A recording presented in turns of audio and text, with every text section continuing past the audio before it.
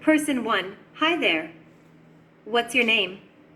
Person 2, hi. My name is John. Nice to meet you. Person 1, nice to meet you too, John.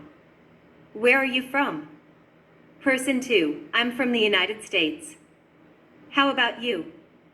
Person 1, I'm from Brazil.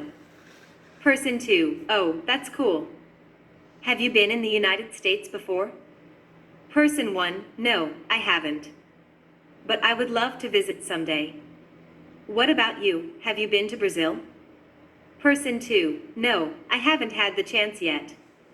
But I've heard it's a beautiful country with great food and music. Person 1, yes, it is. You should definitely visit someday. Person 2, I will. So, what do you do for a living? Person 1, I'm a student. I'm currently studying English and business. Person 2, that's great. I'm an engineer. I design buildings and bridges. Person 1, wow, that sounds interesting. It must be challenging.